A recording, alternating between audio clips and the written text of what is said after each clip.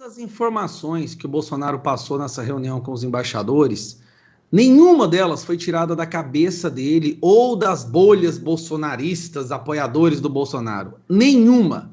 Todas as informações que ele usou para fazer essa apresentação aos embaixadores foram retiradas ou da própria imprensa ou do próprio inquérito que o TSE abriu. E um detalhe que passou despercebido, que eu acho que é importante mencionar aqui, é que não foi o TSE que abriu, que determinou a abertura desse inquérito. Não foi porque eles perceberam que um hacker havia invadido o sistema e ficado lá por 8 meses e feito tudo isso. Isso só chegou ao conhecimento do TSE, essa parte é impressionante, porque o próprio hacker admitiu e falou isso durante uma entrevista para uma revista que tem o nome de Tecmundo, falha a memória. Ou seja, se não fosse o próprio criminoso ter declarado na imprensa que ele invadiu o sistema, o TSE jamais saberia. Aí vem outra coisa. Ter roubado a assinatura, ter descoberto o código-fonte, ter ficado lá por 8 meses, nada disso foi descoberto pela investigação da Polícia Federal. Isso tudo é porque o próprio hacker admitiu. Ele entregou de bandeja todos os seus atos. Ele falou, olha, eu fiz isso, e mais isso. Aí eles olharam no sistema e realmente uma pessoa entrou lá. Preste atenção, gente. Isso é porque o hacker admitiu. Agora eu quero te fazer outra pergunta. Será que outras pessoas também não invadiram o sistema, mas como elas não vieram a público para declarar esse crime, nós estamos focando apenas em um hacker, mas pode ter sido vários.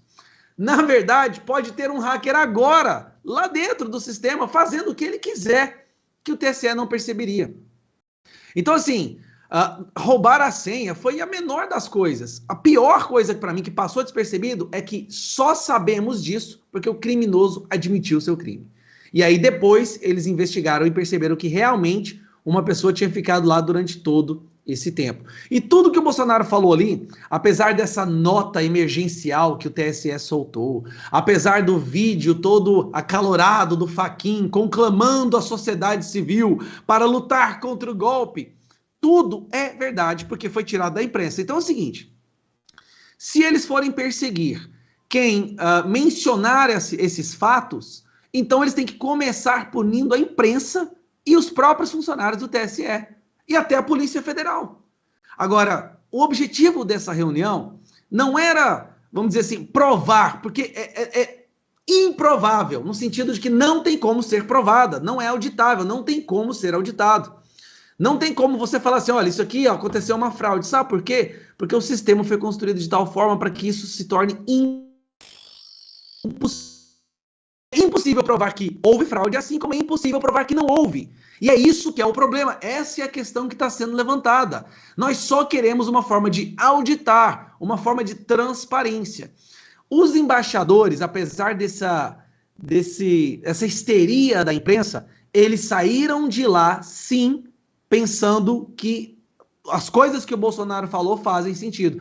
Inclusive, no próprio artigo da Folha, tem um trecho ali, ó, bem escondidinho, que fala boa parte dos embaixadores saíram com suspeitas das urnas. Mais ou menos nesse sentido. Ou seja, a forma que o Bolsonaro apresentou, muito mais didática, com uma cronologia de atos e ações muito bem elaborada, fica claro para qualquer pessoa que tenha 2 neurônios que funcionem que algo tem que ser feito para trazer mais transparência. E eu repito, não é que é uma prova de fraude, mas é mais do que bastante provas de que nós precisamos de mais transparência. Só que parece que isso hoje se tornou crime.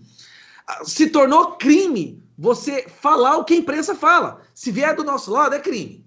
Por exemplo, a imprensa ao longo dos últimos anos vem falando da associação do PT com o PCC, do PT com o narcotráfico, da morte do Celso Daniel com o PT, com o Lula. Isso tem sido falado em delações, em artigos, em revistas, em jornais. Mas tudo bem, agora, se nós falarmos, aí é crime. Se nós falarmos o que a própria imprensa fala, sem mudar uma vírgula, se torna crime. Então, assim, o mundo agora está sabendo. Por mais que a imprensa tenha criado narrativas de que foi uma vergonha, envergonhou o Brasil, um ataque ao TSE. Não, não. Nós temos um presidente que realmente ama a democracia e o momento mais crucial de qualquer democracia são as eleições. E no Brasil, a nossa democracia, ela está... O pilar de sustentação da democracia são urnas eletrônicas inauditáveis, que são impossíveis de provar se houve ou se não houve fraude, com transparência e no qual o sistema é totalmente ditado por pessoas que declaram abertamente que odeiam Bolsonaro e que amam o candidato deles que deveria estar preso. Então isso é mais do que bastante para levantar suspeita.